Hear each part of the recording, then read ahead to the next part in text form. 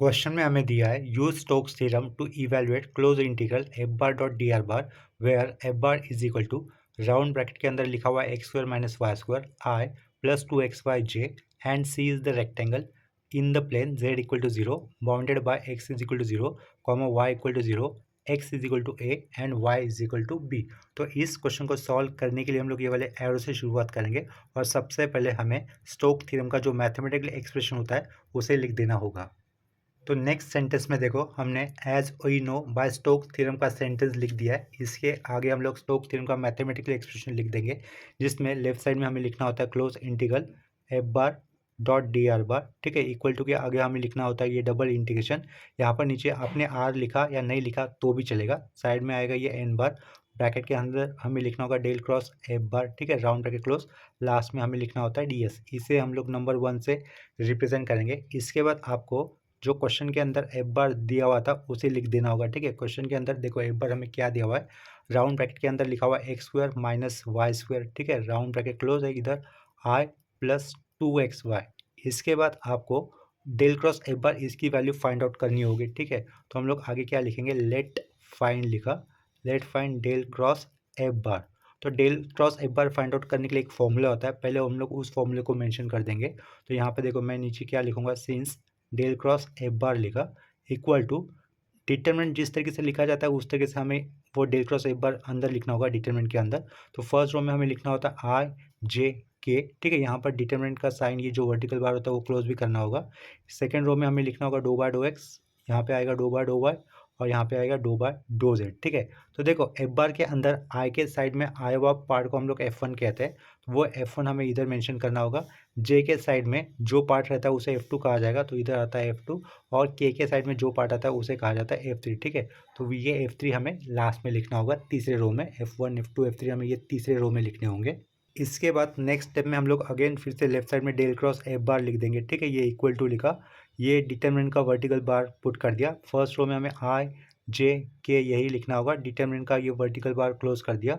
Second row में आपको dough by dough x, यहाँ पर आएगा डो बाय डो वाई और यहाँ पर आएगा डो बाय डो जेड, ठीक है। अभी आप लोग पर्टिकुलर जो F1 F2 F3 हमें मिले हुए हैं उनकी वैल्यू यहाँ पर तीसरे रो में पुट कर देंगे। पेज को थोड़ा सा ऊपर कर लेता हूँ, देखो आई के साइड में आया हुआ पार्ट क्या होता है, F1 होता है, तो F1 की वैल्यू क्या होगी इधर X square minus Y square ये हो जाएगी, ठीक है, इसे एक राउंड ब्रैकेट के अंदर लिख लेता हूँ। जे के साइड में आया हुआ पार्ट क्या दिख रहा है आपको, टू एक्स वाई, तो इधर F2 क्या हो गया टू एक्स वाई, और के साइड में आया हुआ पार्ट है ही नहीं, इसका मतलब उसकी वैल्यू क्या होगी, जीरो होगी, ठीक है। इसके आगे नॉर्मली जिस तरीके से हमें डिटरमिनेंट सॉल्व करना होता है उसी तरीके से आप लोग ये वाले डिटरमिनेंट को सॉल्व कर लोगे। पहला हमें आई लिखना होगा, उसके बाद एक क्लोजिंग स्क्वायर ब्रैकेट आ जाएगा, ठीक, ओपनिंग स्क्वायर ब्रैकेट आ जाएगा। आई जिस रो में और जिस कॉलम में उसको हाइड करो, फिर डो बाय डो वाई, इस जीरो के साथ मल्टीपल होने पर क्या होगा, जीरो होगा, उसके बाद माइनस साइन देना पड़ेगा। डो बाय डो जेड आपको टू एक्स वाई इस फंक्शन के ऊपर अप्लाई करना होगा। ये क्या लिखा, डो बाय डो जेड, ये एक ऑपरेटर है कि इस फंक्शन के ऊपर एक्ट करेगा टू एक्स वाई के ऊपर, राउंड ब्रैकेट क्लोज, इधर ये क्लोजिंग स्क्वायर ब्रैकेट, ठीक है। इसके बाद आपको ये जे लिखना होगा, लेकिन बिफोर दैट माइनस साइन देना होगा, ये माइनस जे हो गया, ओपनिंग स्क्वायर ब्रैकेट आ गया। जे जिस रो में और जिस कॉलम में उसको हाइड करोगे, फिर डो बाय डो एक्स इस जीरो के ऊपर काम करेगा तो वो जीरो हो जाएगा, ठीक है, डायरेक्टली वो जीरो लिख लेता हूँ। आगे हमें फिर माइनस साइन देना होता है, वो आगे का माइनस मैं यहाँ पे दे रहा हूँ, ठीक है। उसके बाद देखो ये डो बाय डो जेड आप लोग इस फंक्शन के ऊपर एक्ट करोगे, तो ये डो बाय डो जेड लिखा, लेकिन किस फंक्शन के ऊपर एक्ट करेगा, वो X square minus Y square के ऊपर, राउंड ब्रैकेट क्लोज, इधर ये स्क्वायर ब्रैकेट क्लोज, ठीक है। इसके आगे आपको प्लस के लिखना होगा, तो ये प्लस प्लस लिखा, ये के हो गया, ओपनिंग स्क्वायर ब्रैकेट, के जिस रो में और जिस कॉलम में उसको हाइड करोगे, तो ये do by dough X two X Y के ऊपर एक्ट करेगा, ठीक है, क्या कहा, do by dough X two X Y के ऊपर एक्ट करेगा, तो इधर मैं डो बाय डो एक्स लिख लेता हूँ, और किसके ऊपर एक्ट करेगा, टू एक्स वाई के ऊपर, ये राउंड ब्रैकेट क्लोज। उसके बाद क्या आएगा, माइनस साइन आएगा, तो माइनस साइन इधर पुट किया, do by do Y X square minus Y square function के ऊपर क्या एक्ट करेगा, do by do Y round bracket X square minus Y square इस फंक्शन के ऊपर एक्ट करेगा, लास्ट में एक क्लोजिंग स्क्वायर ब्रैकेट, ठीक है। तो लेफ्ट साइड में फिर से डेल क्रॉस एक बार लिख देंगे, इक्वल टू पुट कर दिया। अभी देखो two X Y this is the function, इसका पार्शियल डिफरेंशिएट करना है विद रिस्पेक्ट टू जेड के साथ, ठीक है। अगर टू एक्स वाई इस फंक्शन का अगर हम लोग पार्शियल डिफरेंशिएट कर रहे हैं जेड के साथ, तो Z is the only variable, two X Y constant हो जाएंगे, तो कॉन्स्टेंट का डेरिवेटिव होता है जीरो, तो जीरो माइनस जीरो जीरो ही रहेगा, तो आई के साइड में जीरो आएगा तो उसे नहीं लिखेंगे, ठीक है। इधर ध्यान दो, X square minus Y square variable दिख रहे हैं, लेकिन उसका डिफरेंशिएट करना है जेड के साथ, जेड के साथ अगर इनका पार्शियल डिफरेंशिएट करना है तो ये कांस्टेंट कहलाएंगे, तो कांस्टेंट का डेरिवेटिव होता है जीरो, तो यहाँ से भी डेरिवेटिव जीरो आ जाएगा, पहले जीरो लिखा हुआ है तो जीरो माइनस जीरो जीरो, तो 0 × j 0 रहेगा, तो उसे भी नहीं लिखना है, ठीक है। अभी यहाँ पे ध्यान दो, डो बाय डो एक्स किसके साथ डिफ्रेंशिएट करना है, एक्स के साथ, तो एक्स के साथ डिरिवेटिव करते हो ये 1 हो जाएगा, 2y बचेगा, तो ये के शुरुआत का, ठीक है। ब्रैकेट के अंदर पहला टर्म क्या बचा, 2y बचा। यहाँ पर ये वाले पार्ट पर आने पर एक्स का डिरिवेटिव तो 0 हो जाएगा क्योंकि y के साथ डिफ्रेंशिएट करना है। ये माइनस वाई स्क्वायर है, माइनस वाई स्क्वायर का डिरिवेटिव होगा -2y। यहाँ पर पहले माइनस दिख रहा है तो वो माइनस माइनस क्या बन जाएगा, +2y बन जाएगा, लास्ट में ये स्क्वायर ब्रैकेट क्लोज करोगे, ठीक है। इसके बाद 2y + 2y कितना होगा, 4y। तो नेक्स्ट स्टेप में हमें क्या लिखना है, ये के ब्रैकेट के अंदर क्या लिखोगे आप लोग, 4y लिखोगे। लेफ्ट साइड में क्या रहेगा, डेल क्रॉस एफ बार ये रहेगा, ठीक है। यहाँ पर ये आएगा इक्वल टू, नेक्स्ट स्टेप में आपको एन बार इक्वल टू के लिख देना होगा और D S is equal to D x D Y लिखना होगा। देखो नेक्स्ट स्टेप में हम लोग क्या मेंशन करेंगे, सिंस लिखा मैंने, N bar is equal to K लिखा, ठीक है। ये एंड किया, D S is equal to क्या होता है, डी एक्स डी वाई ये होता है, ठीक है। इसके बाद अभी हम लोग क्या करेंगे, स्टोक थ्योरम के अंदर जो इक्वल टू के आगे वाला पार्ट होता है उसे हम लोग लिख देंगे। वो क्या रहेगा, double integration N bar dot del cross F bar, ठीक है, राउंड ब्रैकेट क्लोज, इधर आएगा डी एस इक्वल टू देंगे, ये डबल इंटीग्रेशन हमने पुट कर दिया। एन बार की वैल्यू क्या लोगे, के लोगे, dot del cross F bar हमें क्या मिला था, के एफ 4y मिला था, तो वो इधर लिखा, के साइड में ये 4y लिखा, राउंड ब्रैकेट क्लोज। आगे आपको क्या दिख रहा है यहाँ पर, डी एस का मतलब क्या लेना है हमें, डी एक्स डी वाई, तो इधर क्या लिखा, डी एक्स लिखा, लास्ट में क्या लिखा, डी वाई लिखा, ठीक है। यहाँ पर देखो के डॉट के यानी कि ये स्केलर प्रोडक्ट है यूनिट वेक्टर के का, ठीक है। तो यूनिट वेक्टर्स के का अगर हम लोग करेंगे, यूनिट वेक्टर बोल रहा हूँ, यूनिट वेक्टर का अगर हम लोग डॉट प्रोडक्ट या फिर स्केलर प्रोडक्ट करेंगे तो उसकी वैल्यू क्या हो जाएगी, 1 हो जाएगी, ठीक है। तो 1 अलग से लिखने का कोई मतलब नहीं बनता, ठीक है।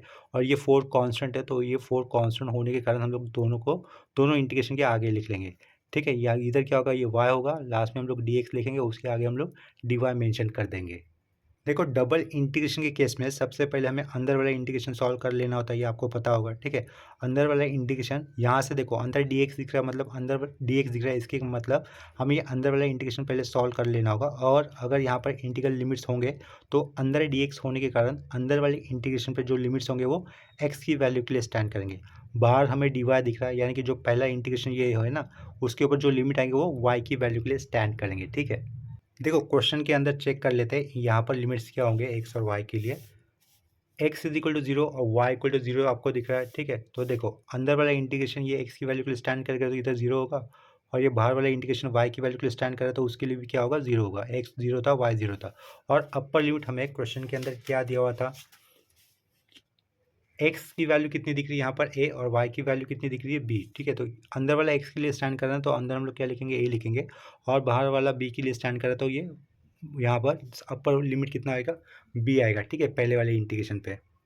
यहाँ पर बी क्यों लिखा, क्योंकि लास्ट में डी वाई दिख रहा है, मतलब ये पहला वाला इंटीग्रेशन वाई की वैल्यू के लिए स्टैंड करेगा, वाई की वैल्यू फिर 0 से लेकर बी लिखनी होगी, ठीक है। इसके बाद आपको सबसे पहले ये अंदर वाला इंटीग्रेशन सॉल्व कर लेना होगा विथ रिस्पेक्ट टू एक्स के साथ, क्योंकि ये डी एक्स दिख रहा है ना इसके साथ, इसके कारण, ठीक है। तो देखो ये शुरुआत का 4 हमने एज इट इज लिखा, पहला इंटीग्रेशन 0 से लेकर बी एज इट इज रहेगा। ये वाई कांस्टेंट है, वाई कांस्टेंट साइड में रखा, इंटीग्रेशन डी एक्स कितना होगा, एक्स होगा, तो वो एक्स पुट कर दिया, इधर होगा लोअर लिमिट 0, अपर लिमिट होगा ए, लास्ट का D Y as it is रख लेंगे, ठीक है। ये 4 शुरुआत का एज इट इज, पहला इंटीग्रेशन 0 से लेकर बी भी एज इट इज रखा, वाई कांस्टेंट था साइड में, ए की जगह पे आप लोग किसे लेके आओगे, सॉरी एक्स की जगह पे किसे लेके आओगे, अपर लिमिट का वैल्यू ए, एक्स की जगह पे 0 रखने पर कोई मतलब है नहीं, ठीक है। तो इधर क्या होगा, सिर्फ ए हो जाएगा, राउंड ब्रैकेट क्लोज कर लेता हूँ, साथ में क्या होगा लास्ट में ये डी वाई हो जाएगा, ठीक है। अभी यहाँ पर देखो कांस्टेंट कौन है, ए कांस्टेंट है, तो ए कांस्टेंट होने के कारण उसको 4 के साइड में लिख लेते हैं। यहाँ पर 0 से लेकर बी लिखा, वाई लिखूंगा एज इट इज, लास्ट में होगा डी वाई।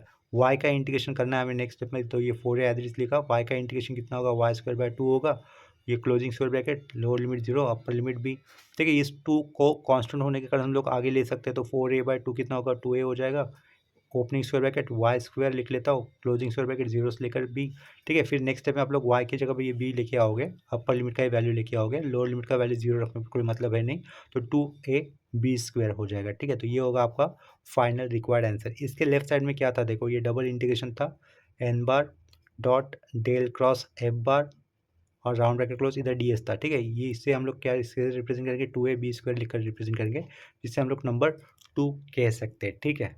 देखो क्वेश्चन के अंदर हमें क्या पूछा गया था, close integral F bar dot D are बार पूछा गया था।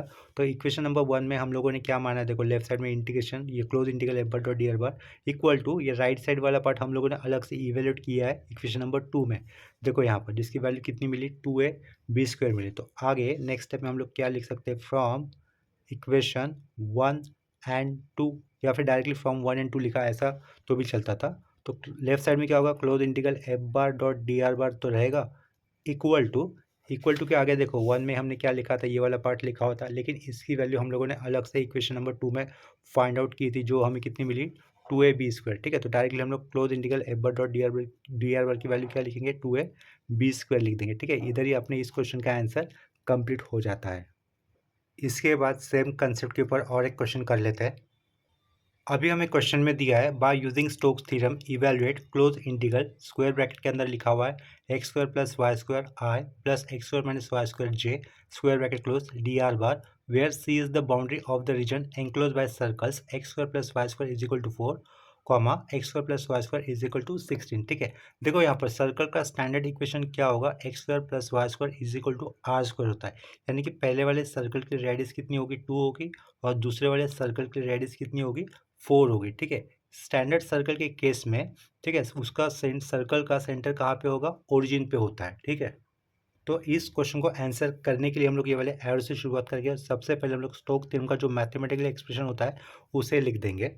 यहाँ पे देखो सेंटेंस लिख दिया था, as we know by Stokes theorem के मैथमेटिकल एक्सप्रेशन में लेफ्ट साइड में हमें क्या लिखना होता है, close integral F bar dot D are bar लिखना होता है। ठीक है, तो देखो क्वेश्चन के अंदर हमें डी आर बार तो लिखा हुआ दिख रहा है, तो एफ बार क्या होगा, इस स्क्वायर ब्रैकेट के अंदर लिखा हुआ पार्ट होगा जिसे हमें इवेल्यूएट करना होगा।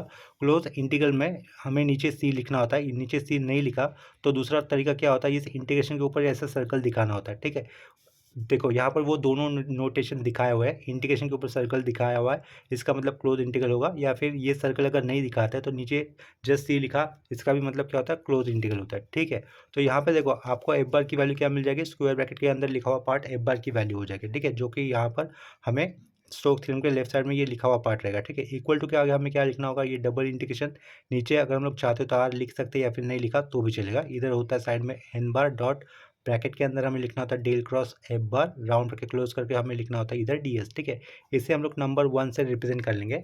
इसके बाद नेक्स्ट स्टेप में आपको एफ बार मेंशन करना होगा, क्वेश्चन के अंदर दिया हुआ here F bar is equal to, ठीक है, एफ बार क्या रहेगा, देखो यहाँ पर डी आर बार के साइड में आया हुआ वो क्या होगा, X square plus Y square, x square plus Y square, एक राउंड ब्रैकेट के अंदर लिखा हुआ है, साइड में हमें आय देना है, प्लस दूसरे राउंड ब्रैकेट के अंदर क्या लिखा हुआ है, x square minus Y square, side में जे। ठीक है, x square minus Y square, side में ये जे लिखा, तो ये एफ बार आपको मिल गया। इस एफ बार का आगे आपको क्या निकाल लेना है, डेल क्रॉस एफ बार निकाल लेना होगा। ठीक है, तो आगे क्या लिखेंगे हम लोग, let find del cross F bar, ऐसा लिखेंगे। ठीक है, डेल क्रॉस एफ बार निकालने के लिए एक फॉर्मूला होता है, वो फॉर्मूला मैं यहाँ पे मेंशन कर दूंगा। देखो क्या लिखा, डेल क्रॉस एफ बार, यहाँ पर आपको डिटरमिनेंट का एक वर्टिकल बार पुट करना होगा। यहाँ पर फर्स्ट रो में आई जे के लिखने होंगे, वर्टिकल बार क्लोज करना होगा। सेकेंड रो में आपको लिखना होता है do by dough X, do by do Y और डो बाय डो जेड। ठीक है, यहाँ पर आपको थर्ड रो में F1 और साइड में फिर F2 और ये F3 लिखना होगा थर्ड रो में। ये F1 F2 F3 क्या होता है, जो एफ बार वेक्टर हमें गिवन होता है ना, एफ बार वेक्टर के अंदर I के साइड में आया हुआ पार्ट F1 कंसिडर किया जाता है, J के साइड में आया हुआ पार्ट F2 कंसिडर किया जाता है, और K के साइड में आया हुआ पार्ट F3 कंसिडर किया जाता है। इसके बाद पेज को थोड़ा सा ऊपर कर लेते हैं। ठीक है, लेफ्ट साइड में हमें क्या लिखना होगा, ये डेल क्रॉस एफ बार तो लिखना होगा। ठीक है, डेल क्रॉस एफ बार लिखा, ये ओपनिंग मतलब ये इनिशियली वर्टिकल बार पुट कर दिया। ठीक है, ओपनिंग वर्टिकल बार बोल सकते हैं इसको। फर्स्ट रो में आपको क्या लिखना, आई जे के लिखना होगा, ये क्लोजिंग वर्टिकल बार हो गया है। ठीक है, यहाँ पर क्या होगा, सेकेंड रो में डो बाय डो एक्स होगा, डो बाय डो वाई आएगा, इधर क्या आएगा, डो बाय डो जेड आएगा। यहाँ पर F1 की वैल्यू क्या, आई के साइड में आया हुआ टर्म वो क्या है, x square plus Y square, वो हम लोग यहाँ पे लिख देंगे X square plus Y square, और जे के साइड में आया हुआ पार्ट F2 होगा, वो क्या लिखना होगा हमें, x square minus Y square, x square minus Y square. के साइड में आया हुआ पार्ट कुछ दिख नहीं रहा है, मतलब वो क्या होगा, ज़ीरो हो जाएगा। ठीक है, इसके आगे नॉर्मली जिस तरीके से डिटरमिनेंट फाइंड आउट किया जाता है उसी तरीके से आगे हमें इसे सिंप्लीफाई कर लेना होगा। लेफ्ट साइड में क्या लिखेंगे हम लोग यहाँ पर डेल क्रॉस एफ बार तो लिखेंगे, ठीक है। डेल क्रॉस एफ बार लिखा इज इक्वल टू ये आई आएगा, आई जिस रो में और जिस कॉलम में उसको हाइड करो, ये first row first column hide किया, do by of zero, zero होता है तो ठीक है वो जीरो हो गया, minus dough by dough z of x square minus Y square, directly कर लेता हूँ। डो बाय डो जेड ये ऑपरेटर किसके ऊपर एक्ट किया जाएगा, x square minus Y square इस फंक्शन के ऊपर, यानी कि x square minus Y square का पार्शियली डिफरेंशिएट करना विद रिस्पेक्ट टू जेड के साथ। जेड तो इधर है ही नहीं, इनका मतलब इसका मतलब इसका डेरिवेटिव क्या हो जाएगा, जीरो, तो ये जीरो माइनस जीरो हो गया, माइनस जे आएगा, ओपनिंग स्क्वायर ब्रैकेट, माइनस जे लिखा, जे जिस रो में जिस कॉलम में उसको ऐड करो, doh by dough x of zero, zero हो गया, ठीक है, minus dough by dough z of this function, वो भी जीरो होगा, क्योंकि डो बाय डो जेड का पार्शियल डिफरेंशिएट अगर x square plus Y square के साथ होगा तो वो जीरो होगा, क्योंकि यहाँ पर वेरिएबल क्या लिया गया है, जेड लिया गया है, यहाँ पर जेड है ही नहीं, तो वो क्या होगा, जीरो होगा, क्लोजिंग स्क्वायर ब्रैकेट, आगे क्या आएगा, प्लस के, ओपनिंग स्क्वायर ब्रैकेट। जब के लेंगे तब आपको के जिस रो में जिस कॉलम में उसको ऐड करना होगा, doh by dough x of x square minus Y square, तो वहाँ से डेरिवेटिव क्या आएगा, ओनली 2x, ठीक है, तो वो 2x मैंने यहाँ पर लिख दिया, डायरेक्टली कर दिया है, ठीक है। उसके बाद आएगा माइनस साइन, माइनस साइन लिखने के बाद आपको डो बाय डो वाई का पार्शियल डिफरेंशिएट करना है विद टू वाई के साथ, तो एक्स स्क्वायर करते जीरो, वाई स्क्वायर का 2y होगा, तो इधर माइनस तो रहेगा, माइनस 2y, लास्ट में क्या रहेगा, क्लोजिंग स्क्वायर ब्रैकेट, ठीक है। तो इसके आगे आपको जो डेल क्रॉस एफ बार मिला है उसको एक बार फिर से लिख लेंगे, देयरफॉर लिखा, डेल क्रॉस एफ बार लिख दे रहा हूँ मैं, ठीक है, इज इक्वल टू क्या रहेगा, वो के रहेगा, ब्रैकेट के अंदर हमें क्या मिला, 2x माइनस 2y, ये वैल्यू मिली, इधर राउंड ब्रैकेट क्लोज कर दिया। इसके आगे आपको क्या मेंशन करना है, सिंस एन बार की वैल्यू मेंशन करोगे, एन बार इक्वल टू कितना कंसिडर करना होता है, के, और डी एस की वैल्यू कंसिडर करनी होती है हमें, डी एक्स डी वाई, ठीक है। इसके आगे हम लोग क्या करेंगे, स्टोक थ्योरम का आरएचएस वाला पार्ट कंसिडर करेंगे। स्टोक थ्योरम का आरएचएस वाला पार्ट क्या होता है, डबल इंटीग्रेशन, यहाँ पर n bar dot del cross F bar लिखना होगा, ठीक है, राउंड ब्रैकेट क्लोज, लास्ट में हमें क्या लिखना होगा, d S is equal to, ये डबल इंटीग्रेशन फिर से हमने पुट किया, पेज को थोड़ा सा ऊपर कर लेता हूँ, एन बार की वैल्यू आपने लिखी थी के, और डेल क्रॉस एफ बार आपको कितना मिला था, के, ब्रैकेट के अंदर 2x माइनस 2y, तो वो के लिखा, ब्रैकेट के अंदर क्या लिखेंगे, 2x minus 2y, round bracket close, ds का मतलब क्या लिखना है हमें, यहाँ पर dx dy लिखना होगा, ठीक है, इक्वल टू के डॉट के, यानी कि यूनिट वेक्टर के का आपस में स्केलर प्रोडक्ट या फिर डॉट प्रोडक्ट लेने पर वैल्यू होगी 1, 1 लिखने का कोई मतलब नहीं बनेगा, और इस ब्रैकेट में से हम लोग 2 को एज अ कॉमन बाहर ले सकते हैं, तो वो कांस्टेंट होगा, और इन दोनों इंटीग्रेशन के आगे लिख सकते हैं, ठीक है, ये 2 कांस्टेंट आगे बाहर लिया, दोनों इंटीग्रेशन के आगे, के डॉट के 1 हो गया, 1 नहीं लिखना है, इधर क्या लिखोगे फिर, राउंड ब्रैकेट के अंदर x माइनस वाई होगा, लास्ट में क्या होगा, डी एक्स, और उसके आगे क्या होगा, ये 2y हो जाएगा, ठीक है। पेज को थोड़ा सा ऊपर कर लेता हूँ। अभी आपको ये डबल इंटीग्रेशन सॉल्व करने के लिए पोलर कोऑर्डिनेट्स यूज़ करने होंगे, ठीक है, यानी कि जो भी कार्टेशियन कोऑर्डिनेट्स में लिखा हुआ प्रॉब्लम है उसको आपको चेंज करके पोलर कोऑर्डिनेट्स में लेके लाना होगा, ठीक है। उसके लिए क्या किया जाता है, put x is equal to r cos theta, ये कंसिडर करना होता है, कॉमा देके y is equal to r sine theta, ये लिखना होता है, ठीक है। तो यहाँ पर डी एक्स डी वाई की वैल्यू क्या हो जाएगी, डी एक्स डी वाई की वैल्यू हो जाती है आर डी आर, और डी थीटा ये वैल्यू हो जाती है। पेज को थोड़ा सा ऊपर कर लेता हूँ, यहाँ पे देखो ये इक्वल टू वाला पार्ट लिखा, ये 2 लिखा, ये डबल इंटीग्रेशन कर दिया, ठीक है। एक्स की जगह पे क्या लिखोगे आप लोग, आर कॉस थीटा लिखोगे, माइनस वाई की जगह पे क्या लिखोगे, ये आर साइन थीटा लिखोगे, ये आर साइन थीटा लिखा, closing square bracket, d x D y की जगह पे क्या लिखोगे, आर डी थीटा, और डॉट के आगे मैं नीचे लिख लेता हूँ आर डी थीटा लिखा है, ठीक है। पेज को थोड़ा सा और ऊपर कर लेता हूँ मैं, देखो ये 2 लिखा, as it is double integration put किया, एक्स की जगह पे क्या लिखा, आर कॉस थीटा, माइनस था, वाई की जगह पे क्या लिखा, ये आर साइन थीटा लिखा, closing square bracket, d x D y की जगह पे क्या लिखा, ये आर डी थीटा लिखा है, ठीक है। अंदर वाले इंटीग्रेशन को हमें सबसे पहले परफॉर्म कर लेना होगा, यहाँ से अंदर में क्या दिख रहा है आपको, डी आर दिख रहा है, यानी कि पहले हमें अंदर वाला इंटीग्रेशन परफॉर्म करना होगा विथ रिस्पेक्ट टू आर के साथ, क्योंकि यहाँ पर डी आर लिखा हुआ है, ठीक है। यानी कि अंदर वाले इंटीग्रेशन में जो लिमिट रहेंगे वो किसके लिए स्टैंड करेंगे, आर की वैल्यू के लिए स्टैंड करेंगे, और हमें सर्कल का इक्वेशन देखो क्या दिया होता है, x square plus Y square equal to are square, ये स्टैंडर्ड इक्वेशन होता है, तो यहाँ से आर की वैल्यू 2 होगी, यहाँ से आर की वैल्यू क्या होगी, 4 होगी, ठीक है। तो लोअर लिमिट नीचे लिखा जाएगा, अपर लिमिट ऊपर लिखे जाएगा, और अंदर वाला इंटीग्रल लिमिट आर की वैल्यू के लिए स्टैंड करेगा, तो लोअर लिमिट का वैल्यू 2 इधर होगा, और अपर लिमिट का वैल्यू 4 इधर होगा, ठीक है। और सर्कल के केस में लास्ट में आपको डी थीटा दिख रहा है, यानी कि ये जो पहला वाला इंटीग्रेशन होगा वो थीटा की वैल्यू के लिए रहेगा, और सर्कल के केस में थीटा कैसे वैल्यू होता है, 0 डिग्री से लेकर 2 पाई तक ये वैल्यू होता है, 2 पाई यानी कि 360 डिग्री तक। अभी आपको ये डबल इंटीग्रेशन सॉल्व कर लेना होगा, ठीक है। तो हम लोग क्या करेंगे, इस स्क्वायर ब्रैकेट के अंदर से आर को कॉमन बाहर लेंगे, कॉमन लिया हुआ आर इस आर के साथ मल्टीपल होता है तो क्या हो जाएगा, आर स्क्वायर हो जाएगा, ठीक है। शुरुआत का 2 लिखा, पहला वाला इंटीग्रेशन विथ लिमिट 0 से लेकर 2 पाई, दूसरा वाला इंटीग्रेशन 2 से लेकर 4, ये एज इट इज लिखा हमने यहाँ पर। स्क्वायर ब्रैकेट में से हम लोग आर को साइड में करेंगे तो ये कॉस थीटा रहेगा, ये माइनस साइन थीटा रहेगा, ठीक है। आर को इस आर के साथ मल्टीपल होने पर वो आर स्क्वायर रहेगा, इधर डी आर होगा, लास्ट में क्या होगा, डी थीटा होगा, ठीक है। इसके बाद आपको नेक्स्ट स्टेप में जैसे इंटीग्रेशन कर देना है। ये देखो अंदर वाला इंटीग्रेशन आर के लिए स्टैंड करेगा तो वो आर के साथ जाएगा, और ये पहला इंटीग्रेशन थीटा के साथ आएगा तो इसके साथ हम लोग थीटा वाले फंक्शन लिख देंगे, ठीक है। ये 2 लिखा, ठीक है, शुरुआत का इंटीग्रेशन 0 से लेकर ये 2 पाई लिख लेता हूँ, 2 पाई लिखा, ये ओपनिंग स्क्वायर ब्रैकेट, इसके साथ हम लोग थीटा वाला फंक्शन लेके आएंगे, cos theta minus sine theta round bracket D theta, ये थीटा वाला फंक्शन साइड में कर दिया। इंटीग्रेशन 2 से लेकर 4, ये रेडियस वाला फंक्शन हम लोग यहाँ पे लेंगे, रेडियस आर स्क्वायर था और ये डी आर था, ठीक है। तो दोनों इंटीग्रेशन मैंने सेपरेट कर दिया अपने अपने पैरामीटर के साथ या फिर फंक्शन के साथ। नेक्स्ट स्टेप में हमें ये इक्वल टू पुट करना है। इस इक्वल टू के पीछे क्या रहेगा, स्टोक थ्योरम का आर्च वाला पार्ट रहेगा, इतना याद रखना, ठीक है। ये 2 का इंटीग्रेशन होगा, ये वाला अंडरलाइन किया हुआ इंटीग्रेशन कर रहा हो तो opening square bracket, cos theta का इंटीग्रेशन कितना बताओगे, साइन थीटा बताओगे, ठीक है, माइनस साइन थीटा का इंटीग्रेशन क्या होगा, माइनस कॉस थीटा होगा, तो माइनस माइनस प्लस, तो इधर प्लस कॉस थीटा कर दिया, closing square bracket, lower limit 0, upper limit कितना होगा 2 पाई, डॉट आर स्क्वायर का इंटीग्रेशन कितना बताओगे, आर क्यूब अपॉन 3 होगा, ये क्लोजिंग स्क्वायर ब्रैकेट, ये opening square bracket, lower limit 2, upper limit कितना होगा यहाँ पर 4 हो जाएगा। नेक्स्ट स्टेप में अभी हमें just upper limit lower limit put कर देने हैं। ये 2 शुरुआत का as it is, sine theta, theta की जगह पे 0 रखने पर भी 0 आएगा, 2 पाई रखने पर भी ये 0 आ जाएगा, ठीक है, ये दोनों केस में 0 होगा। कॉस थीटा, कॉस 2 पाई कितना होगा 1 होगा, माइनस कॉस 0 वो भी 1 होगा, तो ये 1 माइनस 1 0 हो जाएगा, ठीक है, ये 0 हो रहा है, ठीक है। यहाँ पर पहले वाले स्क्वायर ब्रैकेट के अंदर अपर लिमिट लोअर लिमिट पुट करने पर वैल्यू आएगी 0, साइड में आर की जगह पे क्या लिखेंगे हम लोग 4 लिखेंगे, ये लिख लेता हूँ मैं 4 क्यूब अपॉन 3 कर दिया, ठीक है, ये opening square bracket minus r की जगह पे 2 क्यूब लिख लेता हूँ तो 8 हो जाएगा, तो 8/3 लिख लेता हूँ, इधर ये क्लोजिंग स्क्वायर ब्रैकेट कर दिया। लेकिन मिडल में वैल्यू 0 होने के कारण ये सब कुछ आंसर क्या आएगा 0 आएगा, ठीक है, तो सामने लिख लेता हूँ इक्वल टू 0।